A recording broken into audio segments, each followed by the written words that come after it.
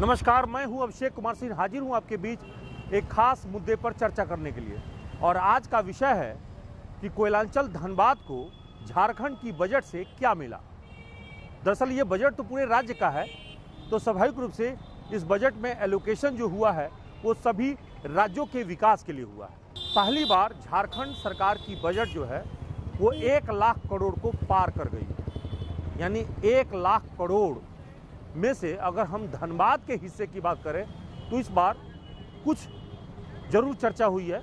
उसमें धनबाद के शहीद निर्मल महतो मेडिकल कॉलेज के अपग्रेडेशन की बात हुई है। इसके बाद धनबाद में सिटी बस के पुनः परिचालन की बात हुई है और शिक्षा एवं अन्य स्वास्थ्य सहित क्षेत्रों पर विकास की बात जरूर कही गई है। लेकिन इससे इतर धनबाद को जो मिलना चाहिए वो अब तक नहीं मिल पाया है। अब सोच रहे हैं कि धनबाद को आखिर क्या चाहिए था।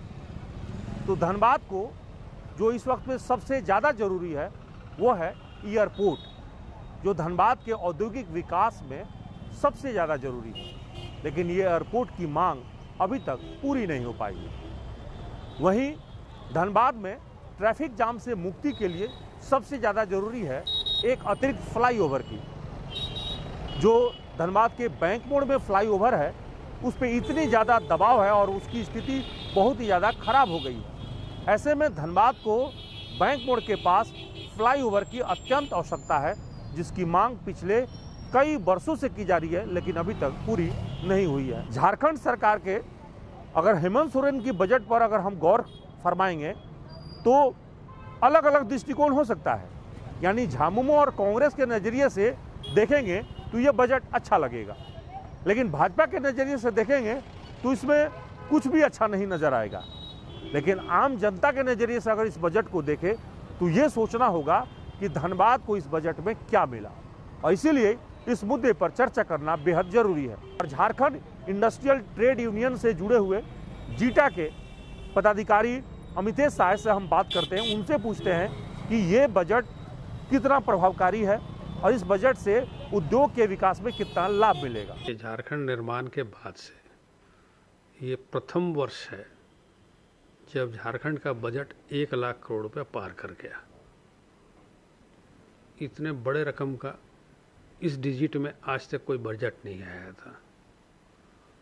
और झारखंड राज्य अपने आप में एक बहुत छोटा राज्य है, जहां लगभग 3.25 करोड़ जनता रहती है, 24 जिले हैं।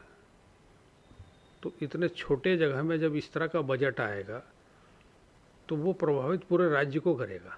वो था कि एयरपोर्ट का जिक्र इस बार भी बजट में नहीं हुआ, कोई एलोकेशन नहीं। फ्लाईओवर को लेकर जो चर्चा होनी चाहिए थी वो इस बजट में भी नहीं है। कैसे रफ्तार पकड़ेगी, चाहे वो शहर का विकास हो या उद्योग। देखिए, अगर आप बलियापुर सीओ का रिपोर्ट देखेंगे, जो 2020 का रिपोर्ट है इस सरकार को आने के बाद का, तो आप पाएंगे कि बलियापुर में 650 एकड़ एक्वायर करने का लेटर सरकार के माध्यम से केंद्र को भेजा जा चुका है। तो जहाँ तक एयरपोर्ट का बात है, ये केंद्र के अधीन का है। ये इसमें राज्य सरकार से भूमि दे सकता है।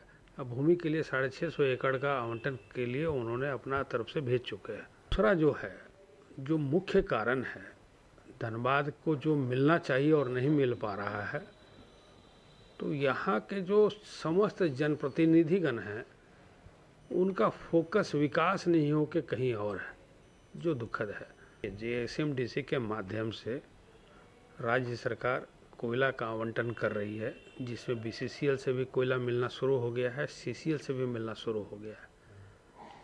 लेकिन आपको जान के ताज्जुब होगा कि झारखंड के हिस्से में 6 लाख टन का आवंटन रखा गया है, और बिहार जहां उद्योग नहीं है वहां 10 लाख से ऊपर है।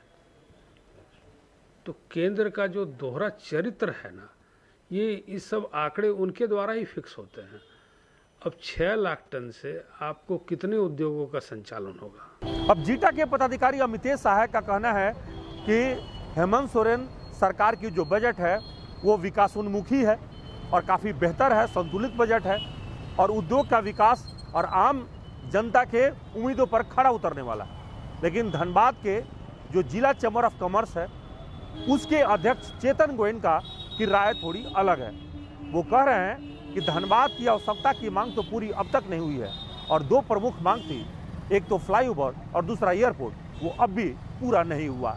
हालांकि इस मामले को लेकर वो वर्तमान सरकार को ही दोष नहीं ठहराते, वो कह रहे हैं कि पिछली सरकार में भी वादा तो हुआ लेकिन पूरा नहीं हुआ।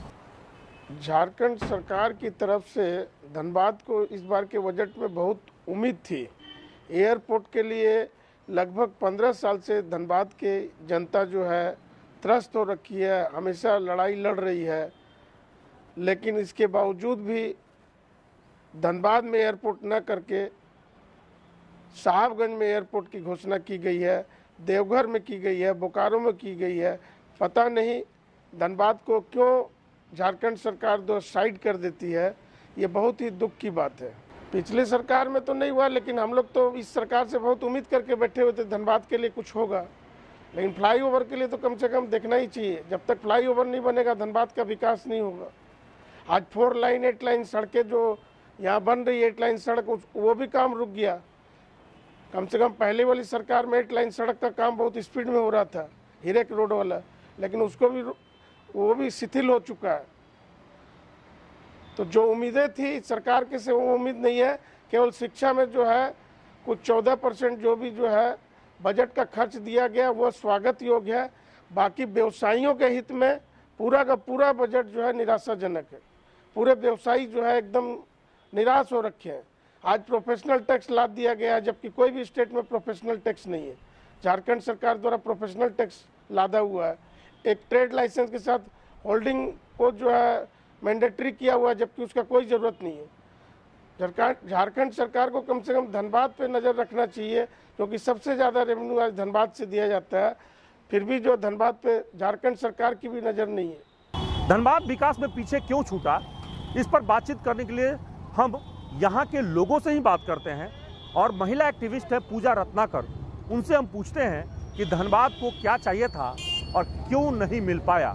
तो उनकी जुबानी ही सुनिए कि वो इस मसले पर क्या कह रही हैं। साथ ही साथ AIMIM के पूर्व प्रदेश अध्यक्ष हुबान मलिक का कहना है कि धनबाद अगर पिछड़ेपन का शिकार है तो उसका मूल कारण यहाँ के जनप्रतिनिधि हैं। फ्लाईओवर के लिए मतलब गुहार लगा रही है धनबाद की जनता। आप देख सकते हैं लगभग 5 महीनों से प्रतिदिन मैं हूं धनबाद समूह की ओर से ये पोस्ट कार्ड जा रहा है। किस लिए? नया फ्लाईओवर के लिए। नया फ्लाईओवर का डिमांड है और हमें कुछ भी नहीं मिला।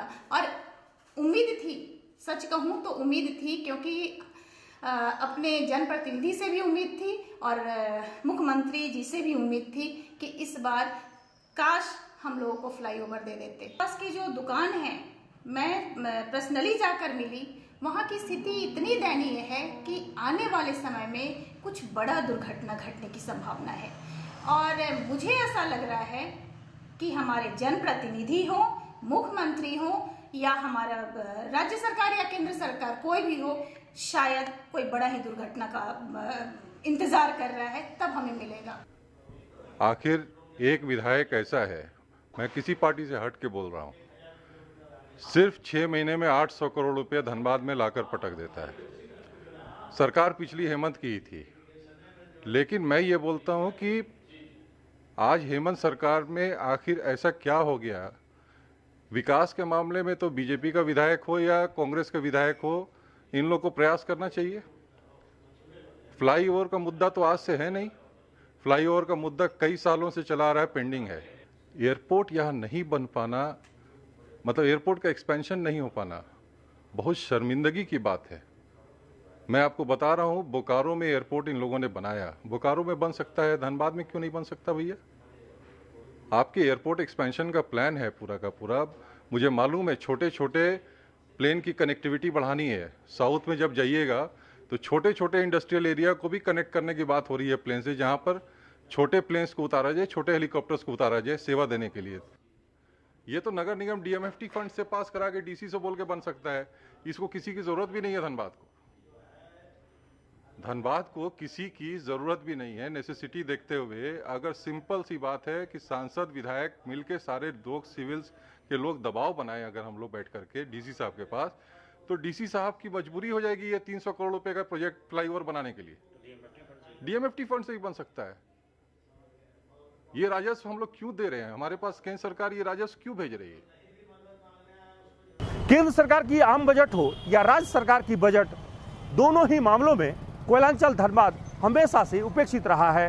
और इसका मूल कारण है कि यहाँ जनप्रतिनिधि दलगत भावना से ऊपर उठकर अपने जिला के लिए लड़ते नहीं हैं या विकास के मुद्दे पर एकजुट नहीं है। दूसरी ओर यहाँ की आम जनता अभी तक दर्द सहती रही है और आंदोलन के लिए सड़कों पर नहीं उतरती। नतीजा आपके सामने है, राजस्व में हम सबसे आगे हैं और विकास में सबसे पीछे हैं। सहयोगी निकुंज के साथ Abhishek Kumar, the news post, Dhanbad.